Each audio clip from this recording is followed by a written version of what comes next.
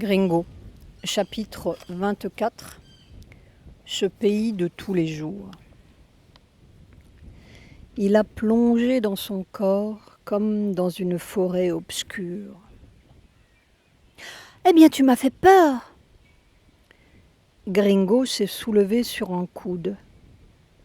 Il y avait un lac d'émeraude entouré de hautes fougères, le cri strident d'un oiseau qui s'envole, et puis des milliers de bruits, grésillants, clapotants, chointants, comme s'il était entré dans une énorme rumeur chaude. Rani le regardait avec de grands yeux noirs. Elle était à demi nue, une jupe d'écorce serrée sous sa poitrine.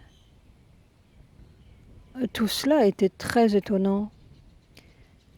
Shako, il est parti ? Shako ? C'était quelque chose qui s'enfuyait très vite dans une brume argentée, et puis ce n'était plus rien. C'était un quelque chose derrière des plis de velours, comme l'ondoiement d'un souffle sur le lac ou comme un cri dont il ne resterait plus que l'écho. Et déjà, ce n'est plus qu'un murmure fondu dans une nuit verte. Gringo a passé la main sur son front. Je ne sais plus. Je ne sais plus. Et pourtant, c'est comme une mémoire au fond, sans nom, sans forme, quelque chose qui tire. On ne sait plus le pays ni la couleur, mais ça tire, c'est là derrière, comme une vie mal éteinte et qui frappe de ses petits doigts de lumière à une lourde porte de nuit. Rani, je voudrais me souvenir. C'est si important, si important. Et tout d'un coup, il eut un cri. « Emma !» C'est étrange. Ma, c'était comme ce souvenir qui échappait de tous les côtés. La toucher, c'était s'emplir de ce pays sans nom et comme d'une mémoire très vieille, très vieille. Elle soigne le fils de Vritrou, le fils de... Alors tout est revenu dans la tête de Gringo. La mangrove, Soukouri, Vritrou, les mains enfoncées dans sa peau de puma. « Montre-moi ta puissance !» Il faut aller tout de suite. Couignot est parti voir. Mais qu'est-ce qui s'est passé ? Tu as bu à la source, tu as glissé sur le rocher et puis tu étais comme mort. J'ai eu bien peur. Pourtant tu souriais. La vieille mémoire était partie. Il restait seulement ce pays de tous les jours avec des bruits, des gestes et des couleurs et des petits hommes qui vont comme une énigme dans une énigme. C'était long. Elle a regardé le soleil sur les branches du palmier. Tu vois ? Ça n'avait duré que le temps d'une glissade d'oiseaux et de quelques ramages. Ça avait duré des âges et des âges. « Tu as encore oublié ta machette ?» dit-elle brusquement. « Ma machette ? Et pourquoi faire ? » « Tu es bizarre, Gringo !» Elle avait une manière de dire « bizarre » et ce petit mot résonnait très loin, comme une tendresse. Il sourit. Et comme cela, de temps en temps, la porte s'ouvre et laisse échapper un petit souffle. On ne sait d'où, mais c'est très familier. Des petits mots qui n'ont pas de sens et qui sont pleins de petits sillages légers. Écoute, petite reine, à quoi ça sert une machette ? Et à quoi ça sert, un homme ? Il y eut un bruit de course, des branches qui craquaient. Quigno est apparu hors de souffle. « Shuma, le fils de Vritrou, est mort !» Rani est devenue blanche. Elle a serré les dents. « Allons !» Chapitre 25. Le gardien. Gringo allait vers la clairière et déjà il entendait les lamentations. Et tout cela lui semblait si futile, irréel presque, une espèce d'histoire inventée, comme si derrière il y avait autre chose, une autre histoire, et puis c'est insaisissable. « Il y a l'homme après l'homme », disait-elle. Et soudain Gringo eut l'impression que ce n'était pas après, que ce n'était pas là-bas, c'était là, derrière. Quoi ? Comme si on était là, derrière un miroir d'eau pour les jolis scalaires du lac d'Émeraude. Il y a un autre miroir. De quoi ? Comme tout à l'heure sur ce rocher. Quelque chose qui s'enfuit très vite derrière une brume argentée. Mais c'est là, ça tire. Et peut-être était-on comme d'autres poissons, dans un grand lac d'aigues marines et de forêts mouvantes, pour un autre Gringo qui se mouvait dans un air léger et dans une histoire sans chagrin. Quel miroir ? Où était le miroir ? La surface lisse et si claire qu'on ne la voit pas. Ils arrivèrent dans le soufflement grave et plaintif des grandes flûtes doubles. 2 notes inlassables qui coulaient et rampaient entre les lianes touffues. La nuit tombait. Des groupes d'hommes et de femmes murmuraient et se lamentaient devant le carbet de Vritrou. Celui de Mât était isolé, presque à la lisière de la forêt, derrière le bois violet. C'est là que Gringo voulait aller. « Attends !» murmura Rani.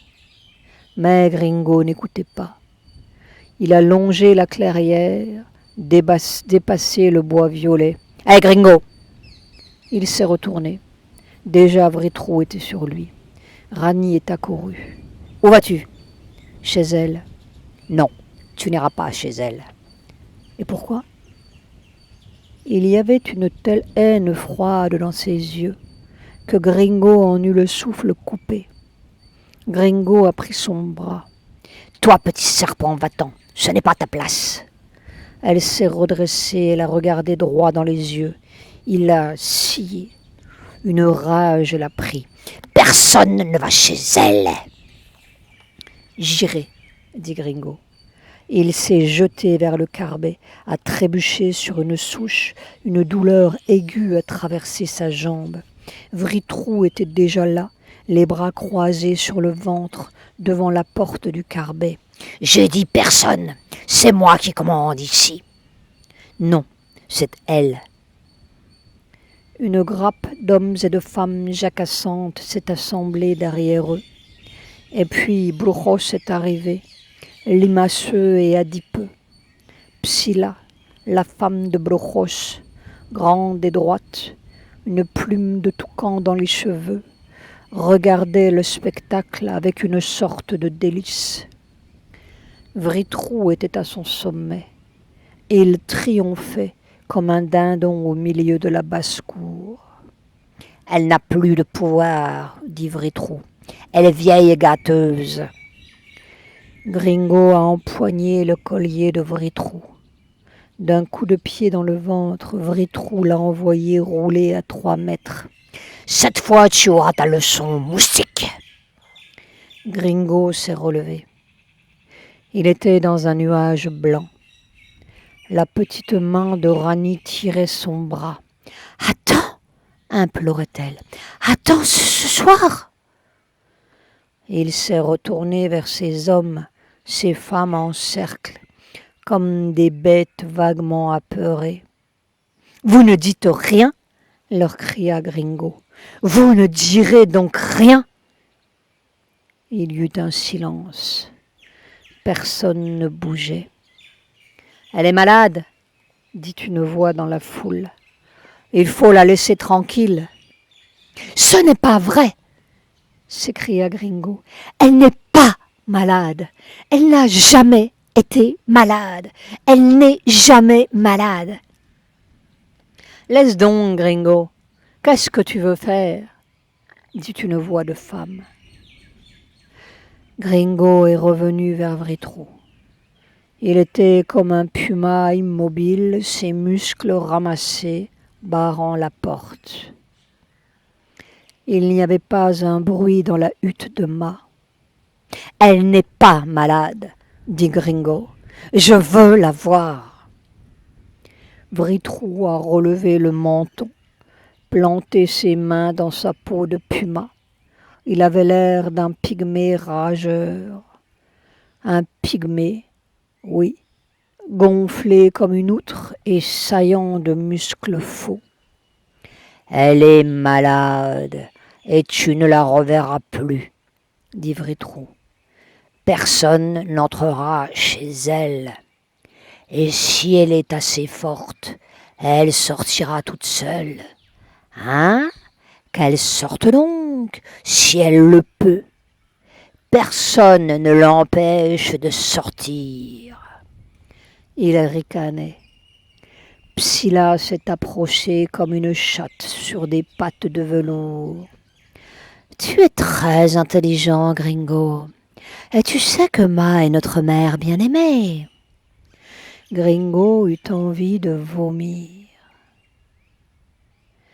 Un instant, il est resté à regarder cette foule stupide et lâche, cette brute cuirassée qui triomphait, cette femme avide et doucereuse. « Nous connaissons aussi ton habileté et ta jeunesse intempérée, » reprit-elle. « Mais qui est plus fort que la loi de la tribu? Et qu'est-ce qu'elle a guéri le fils de Vritrou? Est-ce qu'elle peut même se guérir et marcher jusqu'au bois violet? Voyons, appelle-la. »« Ça suffit, » dit Vritrou. « Toi, Blochos, tu monteras la garde et tu veilleras à ce que personne ne la dérange. »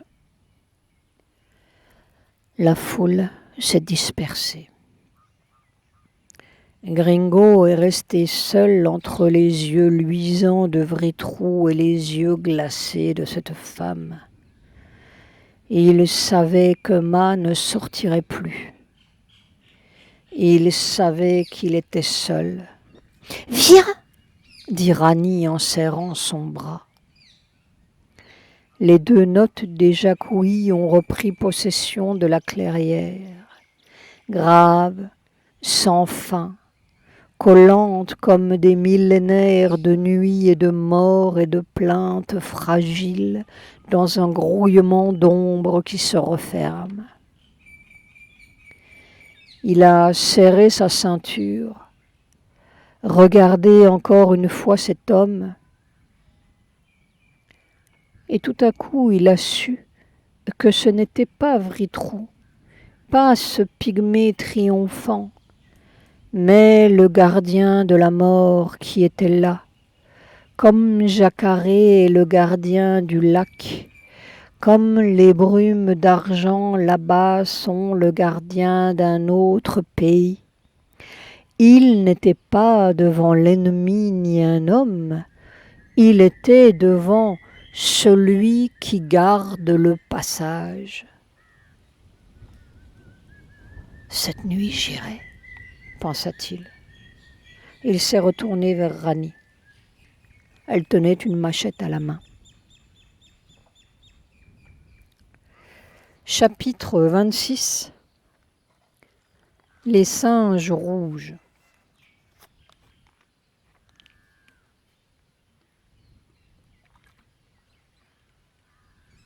La nuit stridulait, immense, battante, comme une autre forêt sous la forêt. Gringo attendait, les pieds ballants hors de son hamac, le menton dans les mains. Des lucioles au feu vert ou rouge zigzaguaient dans le susurrement des moustiques. Il écoutait sa douleur, sa vieille question. Un homme, cette bête-là, dans la haute marée stridulante de la nuit, c'était quoi? C'était nu. Ça n'avait pas d'autre bruit qu'une question. C'était son coassement à lui, sa musique sourde, comme ce lancinement dans sa jambe déchirée. C'était penché sur rien, qui était comme une brûlure, qui était le seul quelque chose. Après des millions d'années et de forêts recommencées, l'homme, cette bête-là, serait-il encore cette question qui brûle avec le ululement des lécousas et la grande nuit pareille? C'est long, un homme. Vers où ça va? Il s'est laissé glisser de son hamac. La lame froide de son poignard pressait sa hanche. Non, Vritrou, ce n'était rien. Mais cette question, si elle partait, il n'était plus qu'un petit coassement nul dans une grande marée qui roule, et puis les petits gringos recommencent. Jusqu'à quand? Où est le bout, le moment de tout ça? Il avançait mètre par mètre, tâtant chaque souche, chaque brindille morte. Il fallait contourner le carbet de Vritrou pour arriver au bois violet. Et s'il allait planter ce poignard dans le cœur de Vritrou? Un moment, il a hésité. « À quoi ça sert un homme ?» disait Rani. Mais il y avait une lueur entre les feuilles du carbet. On veillait Chouma. Demain à l'aube, ils le brûleront. Et puis les petits Choumas recommenceront, les petits gringos. Un serpent a filé devant lui. Gringo rampait sans un bruit. Maintenant, il arrivait au carbet de mât. Son cœur battait à se rompre. Brujos, la limace, était assis sur le bois violet à 20 mètres. On n'en finirait pas de tuer. Il s'est glissé derrière, a contourné le carbet, découpé un pan de feuilles avec son poignard. Un lumignon brûlait par terre, éclairant le hamac comme une barque dans la nuit. Elle était toute blanche dans le hamac et immobile. Ses bras reposaient le long de son corps. Elle semblait naviguer sans fin, sans bruit, sur un immense fleuve de nuit. Elle souriait. Gringo a tiré de sa ceinture un cœur de palmier. « Tiens, mange, c'est bon !» souffla-t-il. Sa main a pris la sienne. Il avait envie de pleurer, tout d'un coup, bêtement. Cette main était fraîche comme la petite source. « Tu resteras, hein? Demain, je t'apporterai des algues de la cascade. » Elle le regardait en souriant. Il savait que c'était vain. Il savait qu'elle n'avait pas voulu guérir le fils de Vritrou. Il savait. Et quand même, il demandait, comme cette vaine question dans son cœur, parce qu'il faut que ça brûle, parce qu'il faut bien aller jusqu'au bout. Et le bout, c'était comme ces yeux de diamant avec de l'or chaud au fond. On coule là et tout est bien. Mais la vie, cette vie qui n'est pas encore, ce pas encore qui brûle. Il serrait cette main fraîche et sa question partait à la dérive avec le ululement des lechuzas et le sillage strident de la nuit. Ma!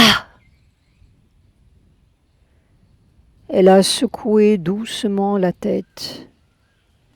Elle a fermé les yeux un moment. Son hamac semblait se balancer légèrement sur une crête de flamme. Alors, loin là-bas, du fond de l'ouest et des arbres sans fin, comme une grande houle de nuit, est montée la clameur des singes rouges, sourde, grondante, grandissante, d'arbre en arbre et plus proche, rauque, encore plus proche, roulant à travers la nuit et envahissant toute la clairière d'un hurlement grave, comme un fantastique cœur sauvage jaillit des entrailles de la terre et de ses millénaires de nuits poignantes, comme le battement puissant, forcené d'un millier de poings cognant une immense poitrine de révolte et laissant éclater d'un coup un cri. Puis, lentement, la houle démente s'est retirée d'arbre en arbre, fondue, dissoute dans les gorges de la serra et d'une nuit plus dense encore, laissant une traînée de murmures et un silence soudain, comme un abîme. Un petit homme, seul et palpitant, nu, dérisoire, dans la haute jungle immémoriale. Le hamac bougeait encore, comme s'il avait largué ses amarres. Gringo tenait toujours cette main. Il a coulé tout d'un coup comme un cormoran dans les eaux lisses, aspiré au fond d'un entonnoir brûlant.